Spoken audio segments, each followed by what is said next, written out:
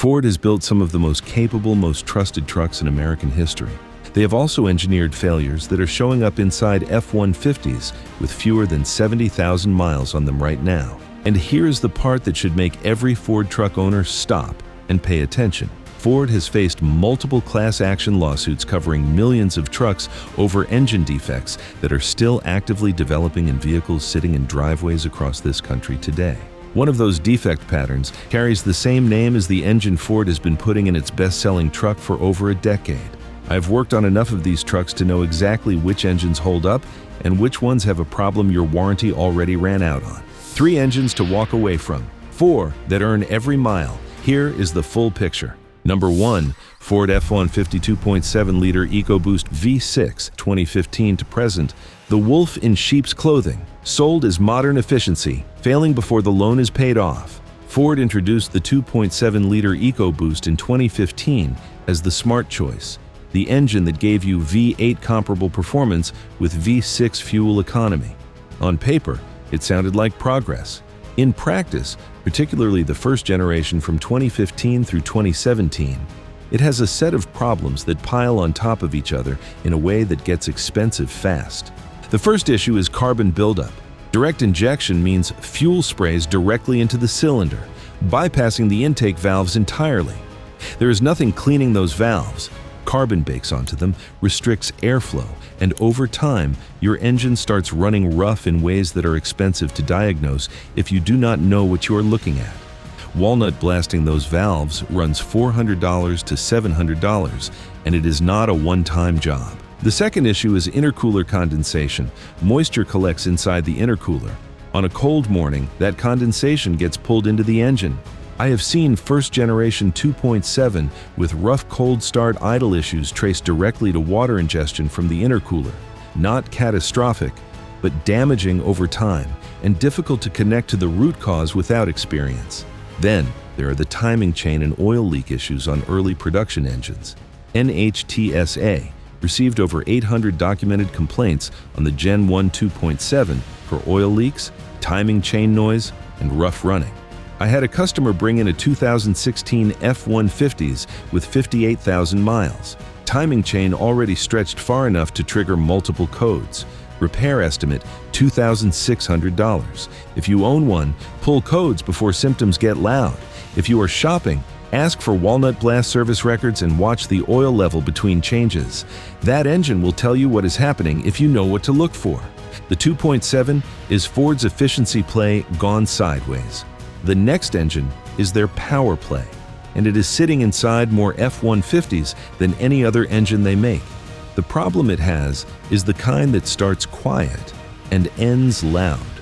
Number 2, Ford F-150 with 3.5-liter EcoBoost V6, 2011 to present. The widespread modern threat, it is in millions of trucks and the failure shows up the same way every single time. The 3.5-liter EcoBoost twin-turbo V6 is the engine that built the modern F-150's reputation for performance. It is also the engine that has produced more shop visits than any other Ford truck power plant in the last decade. Ford put it in the F-150, the Raptor, and the Lincoln Navigator. It is everywhere. And here is what goes wrong. The cam phasers, components that control valve timing using oil pressure, deteriorate with mileage and heat. When they start to go, the engine develops a rattle on cold starts that disappears after about 30 seconds of warm-up. That rattle is not normal. Every owner who Googled it found a forum post reassuring them it was fine. It is not fine. That cold start rattle is the first stage of a failure sequence. The phasers lose precision, variable valve timing degrades, misfires start appearing, and eventually, the timing chain follows. Ford issued technical service bulletins acknowledging the cam phaser rattle on multiple model years. The first generation, 2011 through 2014, is where the problem is most severe, but 2017 and newer trucks have documented cases as well. I've had a customer sit in my waiting room looking at a $2,200 cam phaser job on a truck with 94,000 miles. He told me he heard the rattle for almost a year, thought it was just how the engine sounded in cold weather. By the time it sounds like a problem, it already is one. If you are shopping for a used F-150 with the 3.5 EcoBoost, start it cold. Listen before you do anything else. Any rattle on that cold start is telling you exactly what is coming next. What coming next is the engine that F-150 enthusiasts have been defending for years, and I understand why. Number 3. Ford F-150 5.0-liter Coyote 5, 8 Gen 3 and 4, 2018 to present. Betrayal. The V8 people bought to escape EcoBoost problems, carrying the same failure. Here's the one that is going to make some of you pull up the comments section. Before you do, let me be specific. I am not talking about the Gen 1 or Gen 2 Coyote. Those engines earned their reputation. I am talking about the Generation 3 that launched in the 2018 F-150 and the Generation 4 that followed. The block is not the problem. The architecture is not the problem. The problem is cam phaser deterioration, the exact same failure mode that drives people away from the EcoBoost engines, showing up in the V8 that buyers specifically chose to avoid that risk. It starts as a cold start tick, a faint metallic sound that disappears once the engine warms up. NHTSA has hundreds of documented complaints on this engine. Multiple class action lawsuits have been filed by owners who replaced cam phasers and timing components on V8 trucks with well under 100,000 miles on them. The repair bill for a full cam phaser and timing chain job on a Gen 3 Coyote runs between $2,500 and $4,000 depending on the shop. I cannot count how many times I've heard the same sentence in my shop. I bought the V8 specifically to avoid this kind of thing. The irony is exact. Ford built one of the most iconic V8 engines in modern truck history, then changed enough of it in Gen 3 to create a new set of problems. If you want the Coyote, and it is a great engine in the right version, stay with Gen 1 and Gen 2, 2014 through 2017. That is where the reliable V8 lives. 3 engines, 3 versions of the same hard lesson about what happens when complexity outpaces engineering discipline. But Ford's truck lineup is not that story from beginning to end, because the same company that built all of that also built engines that are still running cleanly past 200,000 miles with nothing but maintenance. Number 1, Ford F-150 3.3-liter, naturally aspirated V6, 2018 to present. The overlooked base engine that quietly outlasts everything above it on the option sheet. Most F-150 buyers check the window sticker, see the 3.3-liter V6, and immediately upgrade to the EcoBoost. I understand it. More power, better fuel economy on paper, sounds like the obvious move. It is also the move that ends in a cam phaser conversation down the road. The 3.3-liter TIVCT naturally aspirated V6 is the engine nobody brags about. No turbos, no intercoolers, no boost pressure, no timing chain systems fighting against variables they were not designed to handle for 150,000 miles. Ford's newer 3.3-liter uses a port and direct injection combination that significantly reduces the carbon buildup problem that plagues the EcoBoost engines. Simple design, fewer failure points, and a repair bill when something eventually does need attention that looks completely different than what the EcoBoost generates. I manage fleet vehicles for a company that runs 14 base F-150s with this engine. Average mileage across the fleet is over 130,000 miles. The engine-related repair spend across all 14 trucks combined over 3 years is almost nothing. Brakes, tires, routine service. That engine does not care about the job or the weather. If you are buying an F-150 and your towing needs are moderate, look hard at the base engine before you check the EcoBoost box. The horsepower difference will not matter on the way to 180,000 miles. If you are finding this useful and you want this kind of content on a regular basis, real information on real engines from someone who works on them, hit subscribe. New video every week on trucks, engines, and how to keep your money where it belongs. Number 2, Ford Ranger. 2.3-liter EcoBoost, 2019 to present. The hidden gem, same badge, completely different outcome. Everybody hears EcoBoost and walks the other direction right now. I get it. But the 2.3-liter EcoBoost in the Ford Ranger is not the same conversation as the 3.5-liter in the F-150. Not even close. Here is why. This engine has been running in the Ford Focus ST, the Mustang EcoBoost, and the Bronco. It has been stress-tested across more applications than almost any other Ford engine in current production. When Ford put it in the Ranger, they dropped it into a lighter truck with a lower overall demand profile than the F-150. Less heat, less stress on the turbo, less strain on every system connected to it. The result is an engine that has produced dramatically fewer NHTSA complaints than either F-150 EcoBoost and no widespread timing chain or cam phaser class action activity. I know two Rangers with the 2.3. A buddy uses them as job site vehicles, both past 110,000 miles. The only thing those engines have asked for is oil and a set of spark plugs at the recommended interval.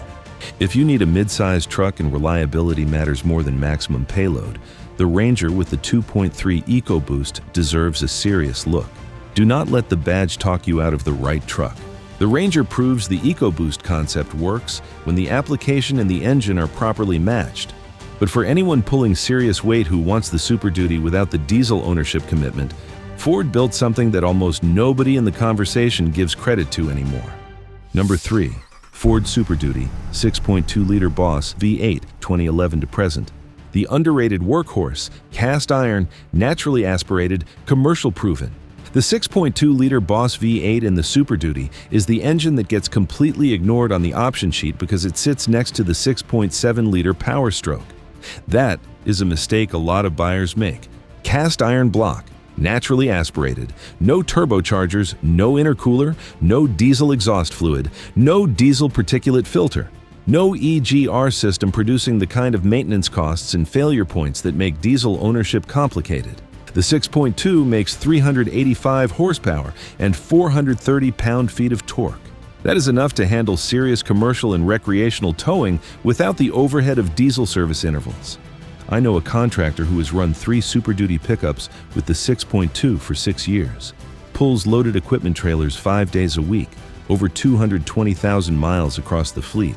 Not one engine-related failure, routine maintenance, and they show up to work every single day. If you need a Super Duty, you are not towing at the absolute maximum of what the truck can handle, and you want to keep your maintenance simple. The 6.2 Boss is the answer that most buyers skip past on the way to the diesel checkbox. The 6.2 proves you can do serious work without the diesel complexity. But when the work demands everything, maximum torque, maximum longevity, the kind of reliability that commercial fleets bet their businesses on, there is one engine in this conversation that stands completely alone. Number 4. Ford Super Duty 6.7-liter Power Stroke Diesel 2015 to present. The undisputed benchmark, the engine Ford built entirely in-house and got exactly right. The 6.7-liter Power Stroke diesel is the engine Ford engineered from the ground up. Their design, their engineering, no outside partnership. When it launched in 2011, it had early production growing pains, EGR cooler issues, some fuel system problems on the 2011 through 2014 trucks. Those are real and worth knowing if you are shopping at the older end of the market. The 2015 Forward version is a different story entirely. Up to 1,050 pound-feet of torque in current production trim. J.D. Power consistently scores the Super Duty among the top heavy-duty reliability rankings year after year. And in real-world commercial use, the kind of use that reveals what an engine is actually made of, the 6.7 Power Stroke has documented examples running past 400,000 miles on the original engine with proper maintenance. I personally know a fleet operator running 6 2017 Super Duty trucks with the 6.7. Every one of them passed 200,000 miles, pulling heavy equipment on a weekly schedule, not one engine failure across the entire fleet. That is what a properly engineered diesel looks like. If your budget allows for the diesel in a Super Duty, buy the diesel. Stay with 2015 and newer. Handle the DEF and the service intervals the way the manual tells you to. Your wallet will thank you for it at 250,000 miles when every other engine in this conversation has already had major work done. The pattern across every engine on this list is identical. Every time Ford moved further from simple, naturally aspirated design to chase a fuel economy number or a horsepower figure, the long-term ownership cost went up and the reliability went down. Know what you are buying.